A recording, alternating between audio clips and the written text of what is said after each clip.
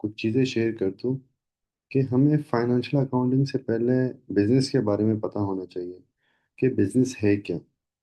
तो बिजनेस का जो है मैं आप लोगों के साथ डेफिनेशन जो है वो शेयर कर रहा हूँ। बिजनेस हमारे पास क्या है? बिजनेस हमारे पास एनी एक्टिविटी है जो हम कर रहे होते हैं प्रॉफिट कमाने के लिए। अब अगर कोई बंदा यही बोले तो ये एक तरीके से जो है बहुत ही एक इनकम्प्लीट डेफिनेशन है। बिजनेस हमारे पास जो है वो एक एक्टिविटी है जो हम कर रहे हैं प्रॉफिट कमाने के लिए, लेकिन हमें वहाँ लॉस का भी रिस्क हो। तो ये बिजनेस की एक कंप्लीट डेफिनेशन कहलाती है। Any activity seeking for profit while bearing the risk of loss. अब हमारे पास बिजनेस में क्या होती है? ट्रांजैक्शन, जो कि यहाँ पे दी हुई है सही है कि what are transactions. Basically transaction हमारे पास बिजनेस में कोई भी एक्टिविटी है ना, वो ट्रांजैक्शन कहलाती है। जिस तरह जो है कोई चीज़ खरीदना, परचेजेस, जिसको हम परचेजेस बोलते हैं, वो ट्रांजैक्शन है। कोई चीज़ सेल करना, जैसे हम कोई चीज़ बेच रहे हैं तो सेलिंग हमारे पास क्या है? एक ट्रांजैक्शन है। मनी रिसीव करना, एक बंदे से पेमेंट वसूल करना, ये क्या है? एक ट्रांजैक्शन है। पेमेंट करना, ये भी क्या है? एक ट्रांजैक्शन है। तो बेसिकली अकाउंटिंग है क्या? अकाउंटिंग इन सारी ट्रांजैक्शन को रिकॉर्ड करने का नाम क्या है? अकाउंटिंग है। बुक कीपिंग जिसको हम बोलते हैं अकाउंटिंग। इन सारी ट्रांजैक्शन को रिकॉर्ड करने का नाम क्या है? अकाउंटिंग। तो हम स्टार्ट करते हैं यहाँ से। What is financial accounting? It is the maintenance of daily record of all financial transactions in such a manner that it would help in the preparation of suitable information regarding the financial affair of a business or an individual. अब ये है कि हम जो है कोई भी बंदा रिकॉर्ड किसी तरीके से भी मेंटेन करे तो वो किसी को समझ में नहीं आएगा। तो पूरी दुनिया में, ताकि मतलब उस रिकॉर्ड्स को कोई भी देखे उसको समझ में आ जाए सही है, तो हम फाइनेंशियल अकाउंटिंग क्या करते हैं? वो ट्रांजेक्शन को उस मैनर में रिकॉर्ड करते हैं कि कोई भी बंदा उसको देखे तो उसको आसानी से समझ में आ जाए। फाइनेंशियल अकाउंटिंग की जरूरत क्यों पड़ी?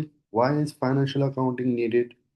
The need for recording financial transaction arise because the individual or business wants to know the performance of the business and to assist the person in making decisions related to the business. हमारे पास financial transaction record करने की जरूरत क्यों आ गई? कि कोई भी individual या बिजनेस वो बिजनेस की परफॉर्मेंस को देखना चाहता हूँ, वो जो है बिजनेस से रिलेटेड कोई डिसीजन लेना चाह रहा हूँ, तो वो क्या करे? वो अकाउंटिंग रिकॉर्ड्स को देख के उससे उसको पता चले कि ये बिजनेस जो है ये कहाँ पर है। क्या मैं इस बिजनेस में इन्वेस्ट करूँ या नहीं करूँ?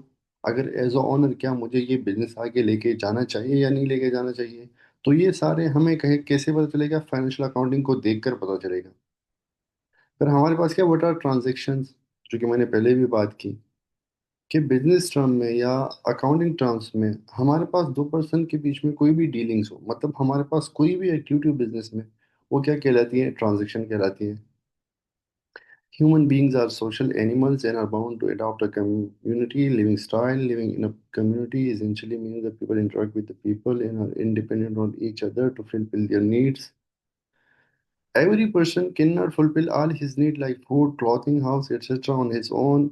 He therefore depends on other people for his needs. In return to this, providing others with some of theirs, it means that one will fulfill his need from other and will provide others the thing of their need in return. Every instance where one gives something or gets something is called transaction. Basically ये जो paragraph है इसमें यही लिखा हुआ है कि एक बंदे को जो है किसी भी चीज़ की ज़रूरत पड़ती है। मीन अकाउंटिंग निकला भी बेसिकली वहाँ से कि पुराने ज़माने में क्या था, करेंसी नहीं थी सही है।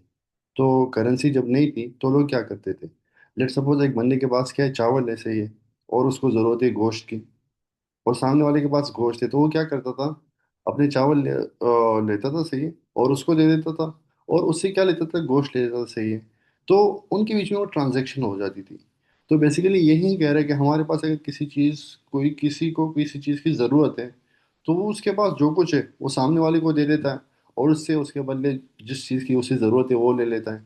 और हमारे पास इसी लेन देन को, गिव समथिंग और टू गेट समथिंग, इसको क्या बोलते हैं? ट्रांजैक्शन। अब हमारे पास क्या है? How did it develop? के डेवलप कैसे हो गया सही है? हमारे पास जो है ह्यूमन बींग्स की जो है तकरीबन ऑलमोस्ट सबकी नीड के सेम है। अकाउंटिंग से जो है वो भी इतनी कोई डिफरेंट नहीं है। तो जैसे जैसे जहाँ पे हमारे पास क्या थे, गुड्स एक्सचेंज हो रहे थे पहले, गुड्स के बदले गुड्स, जिस चीज़ को गुड्स की ज़रूरत थी वो अपने गुड्स दे के उसको दे देता, और उससे उसके गुड्स ले लेता था। लेकिन जब कंसेप्ट अकाउंट मनी की कंसेप्ट आ गई, करेंसी की कंसेप्ट आ गई, तो ये थोड़ा सा मुश्किल हो गया। अब हमारे पास वहाँ पे जो है क्या हो गई, अकाउंटिंग की नीड आ गई। अब हमारे पास ये व्हाट इज बजट, ये बजट क्या है। तो बेसिकली बजट क्या है कि बजट आप मंथ के स्टार्ट पे, ईयर के स्टार्ट पे अपना एक प्लान बना लेते हो, सही है, कि मैं जो है आगे जाके इतना इतना खर्चा करूंगा, यहाँ से मुझे इतनी इतनी इनकम मिलेगी।